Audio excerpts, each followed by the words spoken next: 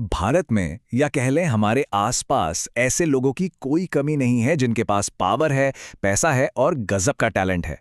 बाहरी दुनिया के लिए ना ये लोग किसी शेर से कम नहीं होते। अपने बिजनेस में, अपने प्रोफेशन में ये झंडे गाड़ देते हैं। ऐसा लगता है जैसे इन्हें हराना तो बस नामुमकिन है।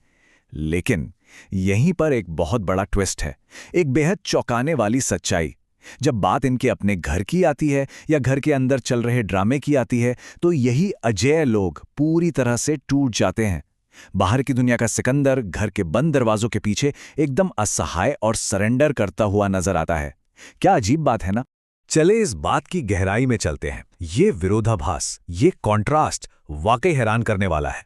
जरा सोचिए, एक तरफ वो रूप है जो ऑफिस में, समाज में एकदम टॉप पर है, जो इंसान आसानी से 100 लोगों की भारी भरकम टीम को अपनी उंगलियों पर नचा सकता है, बड़े से बड़े क्राइसिस को चुटकियों में सॉल्व कर सकता है। वही शक्तिशाली इंसान अपने ही घर के बस 4 लोगों की नेगेटिविटी और ड्रामे के सामने घुटने टेक देता है। बाहर जो इंसान दहाड़ता है, वो घर की चौखट के अंदर आते ही बिल्कुल शांत हो जाता है, हार मान लेता है।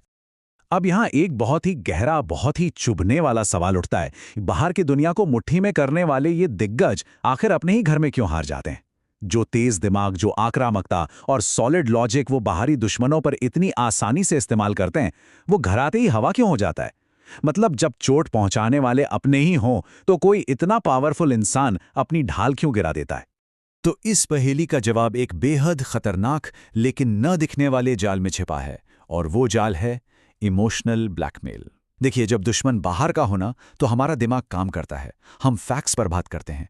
लेकिन जब क्लेश घर के अंदर का हो, तो सारा लॉजिक, सारी समझदारी भावनाओं के गहरे भंवर में कहीं खो जाती है। हम खुद को ही ऐसे ऐसे बहाने देने लगते हैं जो हमें कमजोर बनाते हैं। इंसान एक ऐसे अदृश्य जाल में फंस जाता है जहां उसे सही और गलत के बीच फर्क ही नजर नहीं आता। इस इमोशनल ट्रैप की शुरुआत पता है कैसे होती है? एक बहुत ही आम सी सोच के साथ, अरे यार अपने ही तो हैं, चलो सह लेता हूं। टॉक्सिक बिहेवियर को बर्दाश्त करने के लिए ना ये सबसे पहला और सच कहूं तो सबसे खतरनाक बहाना है। अपनेपन की आड़ में जब गलत व्यवहार को लगातार इग्नोर किया जाने लगता है, तो यहीं से मौन रह के सहने के एक ऐसे साइकिल की शुरुआत होती है जो अंदर ही अंदर बिल्कुल खोखला कर देती है। इसके बाद आता है एक और बड़ा डर। अगर मैंने पलटकर जवाब दिया तो रिश्ते टूट जाएंगे। ये डर इतना गहरा और इतना पावरफुल होता है कि बड़े बड़े टैलेंटेड और समझदार लोगों को कोने में धकेल देता है।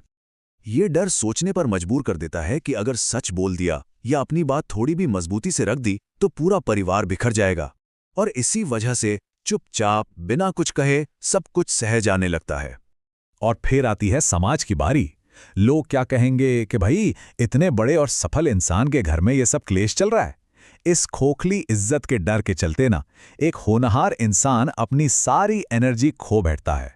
दुनिया की नज़रों में एक परफेक्ट फैमिली की इमेज बनाए रखने के चक्कर में सारा टैलेंट, सारा पोटेंशियल चूस लिया जाता है। और इसका नतीजा, प्रोफेशनल लाइफ तो खराब होती है, लेकिन उससे भी बुरा यह है कि ये मानसिक घुटन सीधे एक गहरे डिप्रेशन की तरफ धकेल देती है। तो अब समय आ गया है जागने का, इस कड़वे सच को एक्सेप्ट करने का। देखिए, परिवार को एक ताकत होना चाहिए, बेड़ियां नहीं। यह समझना बहुत जरूरी है कि जिस तेज बुद्धि और शानदार समझ का इस्तेमाल बाहर की कॉर्पोरेट पॉलिटिक्स को सुलझाने के लिए किया जाता है ना, बिल्कुल उसी बुद्धि का इस्तेमाल अब घर की पॉलिटिक्स और उलझनों को सुलझाने के लिए भी करना ही होगा। जो इंसान बाहर एक पूरा एम्पायर खड़ा कर सकता है, वो यकीनन अपने घर में भी शांति और बैलेंस बना सकता है। और यहीं पर एंट्री होती है एक बहुत ही जरूरी कॉन्सेप्ट की, हेल्दी बाउंड्री, यानी एक स्वस्थ सीमा। अब ये कोई ईंट पत्थर की दीवार नहीं है, बल्कि ये एक साइकोलॉजिकल और इमोशनल लिमिट है। एक ऐसी लिमिट जो सेल्फ रिस्पेक्ट और मेंटल पीस को घर के टॉक्सिक माहौल से बचाती है। जो लोग बाहर इतने सफल हैं, उन्हें अपनी उसी पावर का इस्तेमाल घर के अंदर भी करना होगा, ताकि इन सीमाओं को पूरी दृढ़ता के साथ लागू किया जा सके। चलिए देखते हैं कि ये सब काम कैसे करता है। घरेलू बाउंड्रीज को लेकर 3 कड़वे सच हर हाल में स्वीकार करने ही होंगे।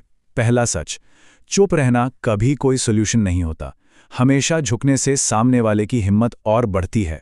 दूसरा, अगर कोई इंसान अंदर से ही टूट चुका है तो बाहर का वो पैसा, पावर, सक्सेस सब बेकार है।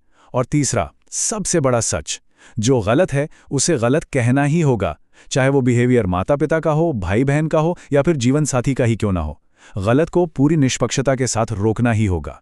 इस पूरे एक्सप्लेनर का सबसे गहरा मैसेज यही है कि प्यार का मतलब ये बिल्कुल नहीं है कि जिंदगी भर किसी के टॉक्सिक व्यवहार को सहा जाए।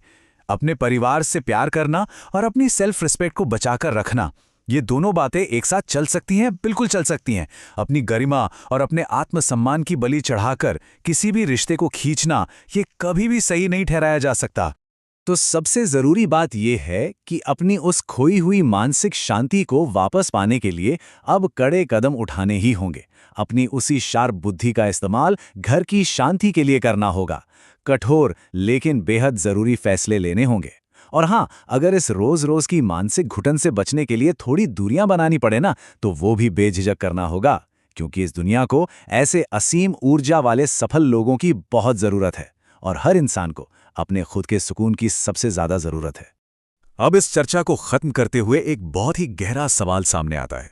जरा सोचिए, किसी भी इंसान के भावनाओं का, उसके इमोशंस का रिमोट कंट्रोल आखिर किसके हाथ में होना चाहिए? जवाब साफ है, कभी भी किसी को भी अपने मेंटल पीस का रिमोट कंट्रोल दूसरों के हाथ में नहीं सौंपना चाहिए, फिर चाहे वो कितने भी करीबी क्यों न हो। अब वक्त आ गया है ये पक्का इरादा करने का कि अपने आंतरिक सुकून के साथ अब और कोई समझौता नहीं होगा। दुनिया जीतने वाले इस सफर में अब अपने ही अंदर कभी सरेंडर नहीं होगा।